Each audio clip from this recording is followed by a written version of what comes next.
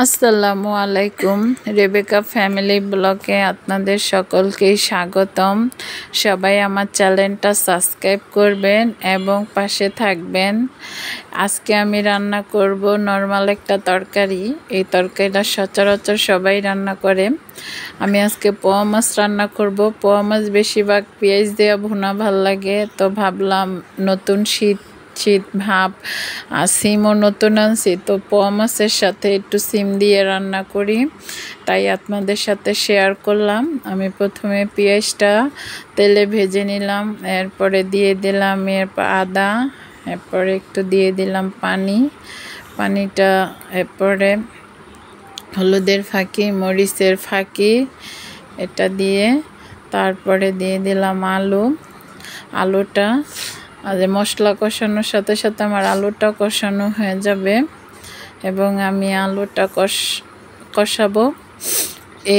এর সাথে আমি ভাবলাম যে সিমও দিয়ে দেই। সিমটাও দিয়ে দিলাম, যে আমার আলু সিম দুইটা একসাথে কষানো হয়ে যাবে, আমার মশলাটাও কষানো হয়ে যাবে। কে কীভাবে রান্না করে জানি না, এক একজনের আসলে রান্নার ধরন এক এক রকম। আমি এইভাবে রান্না করলাম, তাই আপনাদের সাথে শেয়ার করলাম। এরপরে আমি ঢেকে দিলাম, ঢেকে দেওয়ার ফলে আমার আলুটা সিমটা দুটোটাই কষানো হয়ে যাবে। এই তো আমার তরকারিটা কষানো প্রায় হয়ে গেছে। তরকারিটা কষানো পুরো পানি আমি শুকিয়ে নিলাম, কষানো হয়ে যেতেছে। এরপর আমি দিয়ে দিব পানি। এরপরে এই পানিটা দিলে আমার পুরো তরকারিটা সিদ্ধ হয়ে যাবে এবং প্লাস আমার এই পানিতে তরকারিটা রান্না শেষ হবে। যখন পানিটা ভালো মতন বলক আসলো, আমি দিয়ে দিলাম পোয়া মাছ, কারণ আমি পোয়া মাছের মাথা ফেলে দেই। এই পোয়া মাছে একটা দাঁত থাকে, মানুষের দাঁতের থেকেও বেশি বড়, তার জন্য আমি এই পোয়া মাছের মাথা ফেলে দিয়ে রান্না করি।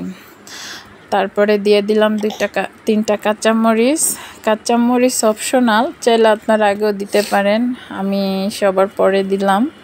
এটা জাস্ট অপশনাল কাঁচামরিচটা, তার জন্য আমি দিলাম। এভাবে আমি তরকারিটা অনেকক্ষণ রেখে নিলাম।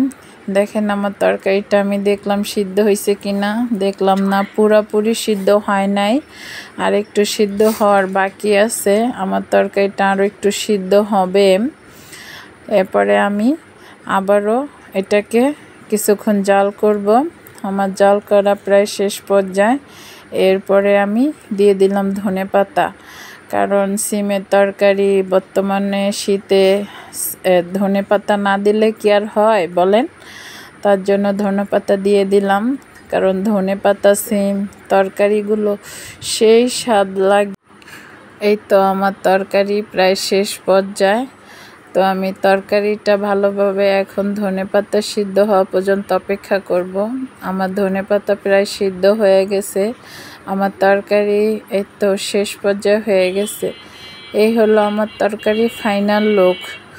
তো আমার তরকারিটা দেখতে খুবই ভালো লাগতেছে এবং রান্না করছি, খেতে আমার কাছে অনেক ভালো লাগছে। তো সবাই ভালো থাকবেন এবং আমাকে জন্য দোয়া করবেন। আল্লাহ হাফেজ।